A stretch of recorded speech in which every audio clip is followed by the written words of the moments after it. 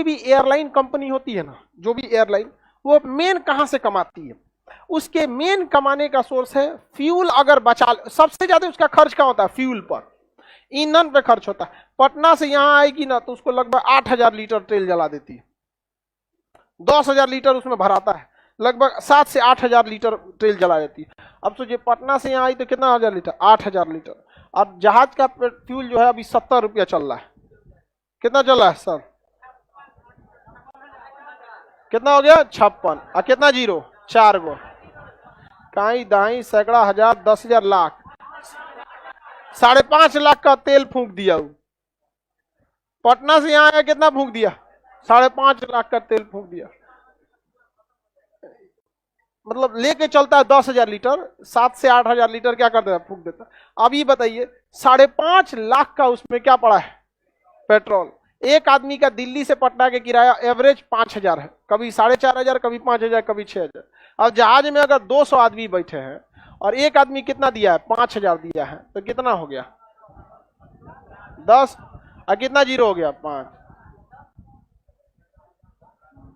काई दाई सैकड़ा हजार 10,000 लाख, 10 लाख। कितना लाख हुआ? 10 लाख। अब पेट्रोल कितना का उड़ा दिया? 5.5 लाख। सोच रहे हैं? यानी पेट्रोल बहुत जरूरी है उनको बचाना। पेट्रोल बचाने के लिए उन लोगों को चाहिए कि कम से कम मौसम खराब हो। अब मौसम ज्यादा खराब रहेगा ना, और पेट्रोल का खर्चा होगा ज्यादा, बारिश उरिश का रहेगा और ज्यादा मौसम खराब होगा। और अगर उसका पायलट बहुत भारी है, मोटा, तो पायलट तो जहाजे का अंग हो जाता है, तो वो अपनों पेट्रोल खाएगा। इसलिए एयरलाइंस वाले एयर होस्टेस फीमेल को रखते हैं। वो हल्की हल्की रहती है, एकदम आराम से, एकदम बातचीत भी ठीक से करती है, सब उड़ती नहीं है सब। पुरुष सबसे 4 को बात कहिएगा तो सुना देगा, सुन बढ़िया से। अब पुरुष भारी होता है, महिला बहुत हल्की होती है सब। वहां पे 22-23 किलो की, 22-23 नहीं, मतलब 50-55 की एवरेज महिला हो जाएगी। एवरेज 55 से ज्यादा चल जाएगी तो खुदे टेंशन हो जाएगा। आदमी हमरे तो 80 किलो के, 2 किलो कम है 80 में, 78 है, 78-79 है, यानी लेबर 80 मान लीजिए। यहाँ 80 लगता है आदमी 80 है। सेम कद काटी की अगर कोई महिला खड़ी होगी ना तो 50 की निकलेगी, वो उसका 50 से 55 होगा, और हमारा 80। पुरुष में आयरन ज्यादा होता है, हीमोग्लोबिन, आयरन, हड्डी थोड़ी सी उसकी घनत्व तो ज्यादा होता है। अभी बताओ हम हैं 80 के, 2 को अगर हमारे ऐसा आदमी रखोगे तो कितना हो जाएगा? 160। उतना में 50-50 किलो की 3 गो आ जाएगी सर, 55 किलो की 3 गो एयर होस्टेस आ जाएगी। तो बताइए एक आदमी का तो हम एक्स्ट्रा, तो जहाज का अगर हम ही को एयर होस्टेस बन रहा था तो बताओ भाऊ, हमारी साथ 2 को मिलके कितना वजन गे देता? 160 की, और उतना में कितना आ जाती? 3। तो अब समझ में आया, एयर होस्टेस हमेशा क्या रखा जाता है? फीमेल को रखा जाता है। कुछ कंपनी मेल को भी रखता है सब, कुछ उसमें रखा जाता है। आजकल तो जो विदेशी फ्लाइट रह रहे हैं सब ना, उसमें एयर होस्टेस कम, उसमें मार्शल आर्ट वाला ज्यादा रह रहा है। वो भले आपको चाहे वो पूछ रहा है यहाँ पे, लेकिन है कौन चीज? कराटा वाला। समझ में आ गया कि नहीं आएगा? एयर होस्टेस भी रहती है, लेकिन 1-2 रहता है सब मेल में, बस दिखने में ठीक ठाक है। लड़ाई उड़ाई हुआ ना तो लपेट देगा आपको। आतंकवादी कहता है सब बैठ जाओ, खड़ा होकर टूट देगा, यहाँ बैठा देते हैं जो जरूरत में। समझ में आ गया नहीं? हथवा तोड़ देगा, बाकी एयर होस्टेस को दे देगा, दांतें काट लेगी। तो बताइए किसी भी एयरलाइन कंपनी का सबसे ज्यादा कॉस्ट किस पे जाता है? मान के चलिए पटना लाया फ्यूल, अब पटना एयरपोर्ट पे बारिश हो रही है, विजुअलिटी नहीं हो, कह देगा रांची जाओ, माथा पीटेगा कंपनी वाला। ससुरा 5.5 लाख का तेल फूके थे, रांची भेज दिया। और रांची भेज देगा तो रांची उतरेगा 1-2 लाख का और तेल फूक के, और फिर रांची में तेल भरवा के वापस लाएगा। मौसम सही हो जाएगा तो पटना कभी कभी लॉस में चल जाती है, और उसमें हमने 200 पूरा का पूरा टिकट बुक कर दिए हैं। कोई जरूरी थोड़ी रहता है पूरा का पूरा टिकट, कभी कभी 10 गो आदमी रहता है। एक बार हम सुबह आ रहे थे दिल्ली से पटना, 10-12 गो आदमी था, बहुत कम आदमी थे। उस सीजन पे भी डिपेंड करता है, कभी ट्रेन नहीं देखते हैं, पूरा खाली चल जाती है। तो जहाज में भी तो वैसे ही हो सकता है। तो बोइंग कंपनी ने एक जहाज लाया 737 मैक्स। ये मैक्स जहाज में एक गड़बड़ी थी, इसमें एक अपने मन से ऑटो पायलट जोड़ दिया था। ऑटो पायलट क्या होता है? पायलट से कमांड अपने पास ले लेता है। जहाज जब बहुत ज्यादा ऐसे मुंह उठा लेता है ना उससे, तो उससे बहुत ज्यादा अगर जहाज को इसे टेक ऑफ करना चाहिए, अब बहुत ज्यादा उठ जाएगा ना तो इसका इंजन काम करना बंद कर देगा, इसे स्टॉल कहते हैं, क्या कहेंगे स्टॉल, और जहाज गिर जाएगा। 1998 में कि 99 में पटना में एक जहाज स्टॉल कर गया था और चिड़ियाघर पे गिर गया एकदम, वहां पे बहुत लोग मर गए थे। गलती सेम किया था, जहाज नोज क्या कर दिया था, ज्यादा उठा दिया था, क्या किया ज्यादा उठा।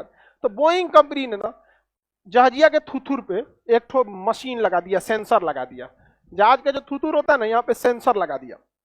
उस सेंसर ये भांप लेता है ना कि आपका मुंह ऊपर है कि नहीं, हाइट पे है कि नहीं। अगर बहुत ज्यादा हाइट पे चल जाएगा ना तो अपने से नीचे कर देगा, और पायलट को बिना बताए क्या कर देगा, नीचे कर देगा। बोइंग कंपनी का ये जहाज फ्यूल एफिशिएंट था, ये बाकी जहाजों की तुलना में 25% कम फ्यूल खाता था। दुनिया में सबसे ज्यादा इसी जहाज का ऑर्डर किया गया कि भाई जहाज सोचो 25% घटा देना, यानी 5 लाख में से 25% घटा देगा, मतलब 1.5 लाख कम कर दिया, 1.5 लाख कम कर दिया। तो कौन कंपनी ने ऑर्डर करी, सब कंपनी ने ऑर्डर कर दिया। लगभग उसके पास 2000 जहाज का ऑर्डर चल गया बोइंग के पास, बोइंग मालामाल हो गई।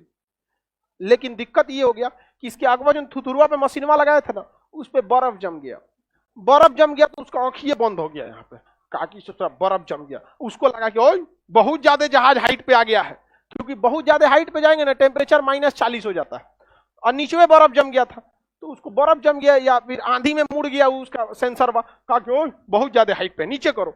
और जहाजिया नीचे नहीं, अभी जस्ट टेक ऑफ की थी और उसके बर्फ जम गया या फिर कुछ खराबी आ गई, उसको लगा बहुत ज्यादा हाइट पे, कहा नीचे कर, नीचे नीचे नीचे नीचे नीचे नीचे नीचे, धाए मार दिया, यहाँ पे लड़ा दिया, एयरपोर्ट से उड़ा और 2 मिनट के अंदर जहाज क्रैश कर गया। सब दोनों में ये था इथोपियन एयरलाइन, इथोपिया का एयरलाइन था, जो इथोपिया से उड़ान भरा था, उड़ान भरने के 2 मिनट के अंदर गिर गया। उसके ठीक 15 दिन बाद, 1 महीना बाद, 1 महीना बाद इंडोनेशिया से एक लायन एयरलाइन उड़ी थी, सेम जहाज उड़ा रही थी, बोइंग 737 मैक्स। उसमें भी यही गड़बड़ी, पायलट उड़ाया और अचानक जहाज नीचे आने लगा, पायलट उसको कह रहा गिरे ससुरा ऊपर चल कर, बहुत ज्यादा हाइट पे कर रहा है पगला कहीं का, यहाँ पे बहुत ज्यादा हाइट पे कौन, पायलट बेचारा खींच रहा है जहाज को, गिर गया वहां, वो भी 5 मिनट में गिरा। यानी 2 से 5 मिनट के अंदर अंदर बोइंग के 2 जहाज धड़ाधड़ क्रैश हुए सब। बाद में पता चला कि इसमें एक एमकैस सिस्टम लगा हुआ था। क्या लगा था, एमकैस सिस्टम। ये एमकैस सिस्टम अपने से जहाजिया को क्या कर दे रहा था, नीचे कर। और बोइंग ने ये किसी पायलट को बताया नहीं था कि अगर एमकैस सिस्टम पगला जाए तो इसे ऑफ कैसे करना है। अब वो ऑफ कर, अगर पायलट ऑफ कर देता तो जहाज किसके कंट्रोल में आ जाता, पायलट।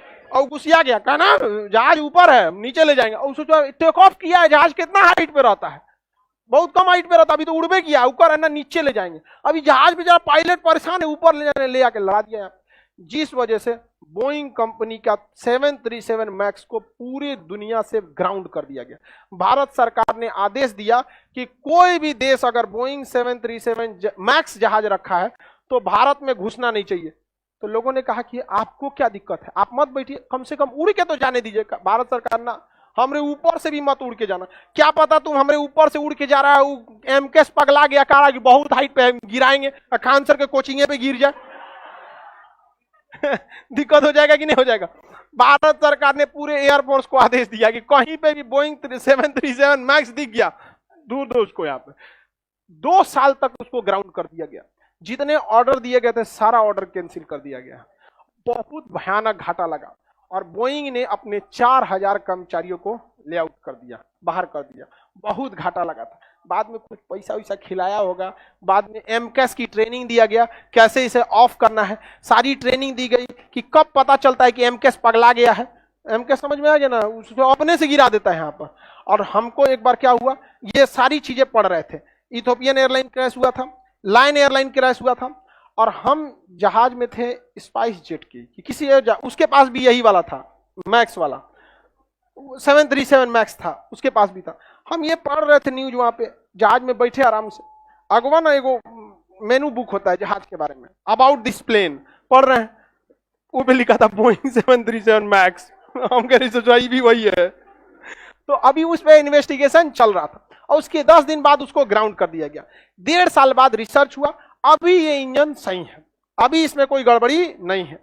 लेकिन क्या पता, कोई 100% तो नहीं कह सकते कि क्या होगा क्या नहीं। तो सबसे ज्यादा उसने क्या किया था, लेआउट किया था। तो लेआउट का मतलब समझिए, कंपनी को जब बहुत ज्यादा मात्रा में घाटा लग जाता है तो अपने कर्मचारियों को क्या करता है, लेआउट कर देता है, छटनी कर देता है। तो उसी को हम लोग क्या कहते हैं, लेआउट। किसी को दिक्कत?